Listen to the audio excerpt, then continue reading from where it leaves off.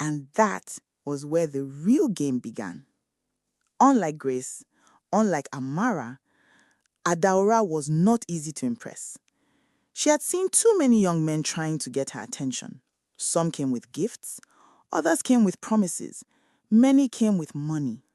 All of them failed. At first, she barely noticed Ikemefuna. To her, he was simply another student on campus. But Ikemefuna loved challenges. The harder it was to reach someone, the more determined he became. Days turned into weeks, weeks turned into months.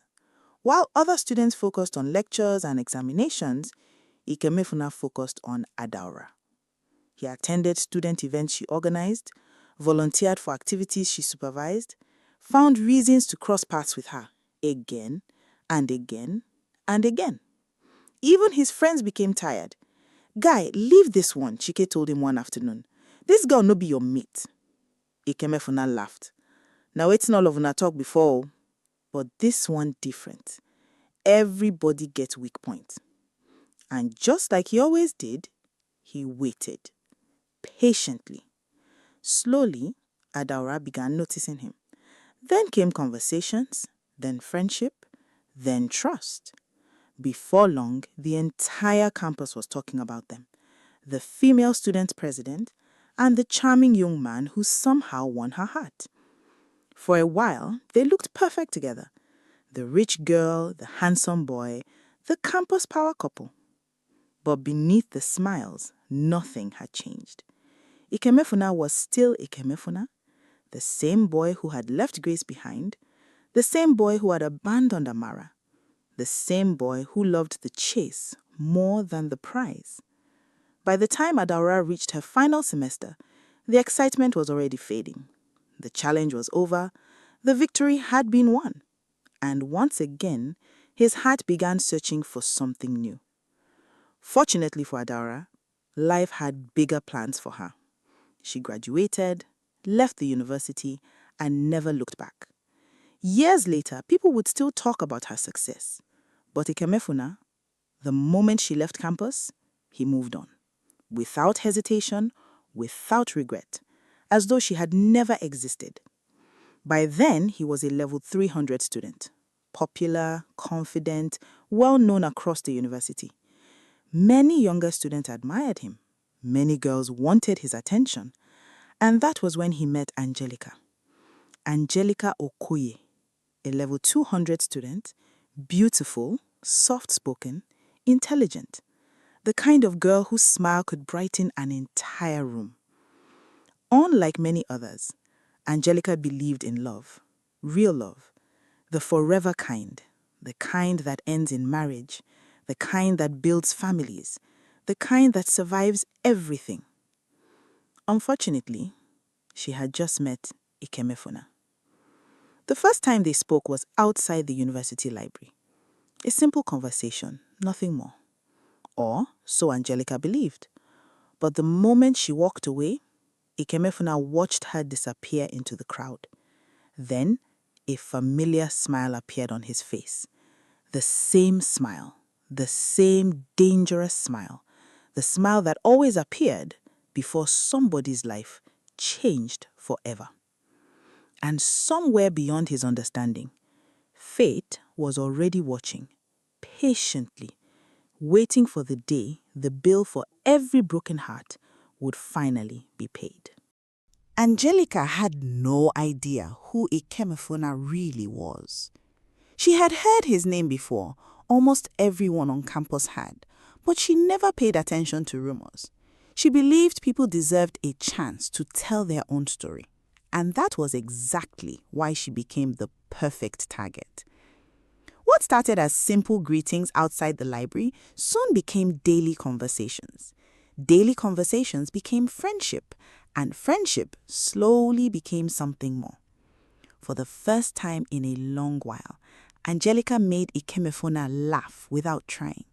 She wasn't rich like Adaora. She wasn't difficult to win over like Grace. She wasn't mysterious like some of the girls he had met before. She was simply kind, the kind of kindness that made people feel at home. And before long, they became inseparable. Students saw them together everywhere, in lecture halls, at campus events, walking beneath the trees after classes. Even lecturers sometimes joked that the two were already acting like husband and wife. Angelica would always blush whenever she heard that, but secretly, she loved the idea. Because, unlike Ikemefuna, he wasn't playing games, he was building dreams, dreams that included him. One evening, as they sat together outside a lecture hall, Angelica rested her head on his shoulder. "Promise me something." Ikemefuna smiled. "What?" "Promise me you'll never leave." Without hesitation, he answered, "I promise." Angelica smiled and believed him. Months passed, then another year. Their relationship became one of the most talked about relationships on campus. People admired them. Many students believed they would eventually get married. Even Angelica's closest friends believed so. Then came her birthday, a birthday she would never forget. For weeks, she told everyone the same thing. "My boyfriend has a surprise for me." She said it with excitement, with confidence, with hope, because a few days earlier, Ikemefuna had hinted at something special, something that sounded very much like a proposal. Soon, the rumors spread across campus. Students became excited. Friends helped decorate the venue. Music played. Food was prepared. Everyone waited. Angelica arrived wearing the most beautiful dress she owned. Her friends cheered. The celebration began. But one person was missing: Ikemefuna. At first, nobody worried. "He'll come," Angelica smiled. "He always comes." 30 minutes passed, then an hour, then 2. Calls were unanswered. Messages remained unread. His room was empty. Nobody knew where he was. The excitement slowly disappeared. The music stopped feeling joyful. The smiles faded. And for the first time that night, fear entered Angelica's heart. By midnight, everyone had gone home. The decorations remained. The food remained. The silence remained. But Ikemefuna never came. Angelica sat alone beneath the dim lights, staring at the empty chair that had been reserved for him. And finally, she understood. The tears fell quietly, not because he missed her birthday, but because deep inside, she knew he had never intended to keep any of his promises. The next morning, students across campus were talking about what had happened. Some felt sorry for her, others were angry. But Angelica no longer cared. Something inside her had broken. A few days later, one of her closest friends found her sitting alone outside an unfinished building on campus. The sky was dark. Rain clouds gathered overhead. Angelica's eyes looked strangely calm, almost too calm. Her friend sat beside her. "Angelica, you'll be okay." For a long moment, Angelica said nothing. Then she slowly smiled, a sad smile.